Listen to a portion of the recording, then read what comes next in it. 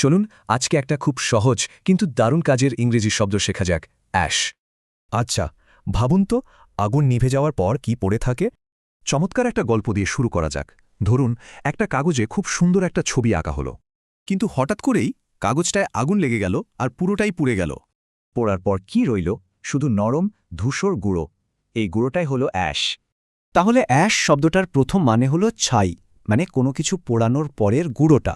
যেমন প্রথম বাক্যে চিঠিগুলো পুড়ে অ্যাশ বা ছাই হয়ে গেল, আর দ্বিতীয়টিতে আগ্নেয়গিরির ছাই।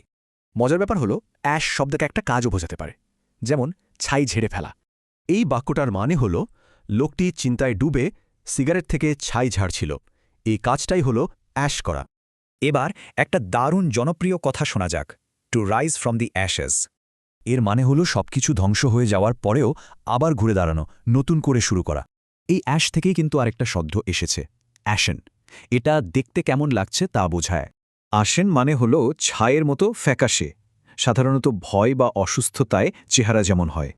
ধরুন কেউ খুব ভয় পেয়ে গেছে বা খারাপ খবর শুনেছে, তার মুখটা অ্যাশেন হয়ে যেতে পারে। এই বাক্যগুলো দেখুন, বড় ভুল দেখে বা শেয়ার বাজার পড়তে দেখে চেহারাটা কেমন অ্যাশেন হয়ে গেছে। তাহলে সংক্ষেপে পুরো ব্যাপারটা আরেকবার দেখে নেওয়া যাক, কেমন? শেষ করার আগে একটা প্রশ্ন, তার মানে কি কোনো কিছুর শেষ থেকেই নতুন কিছুর শুরু হয়?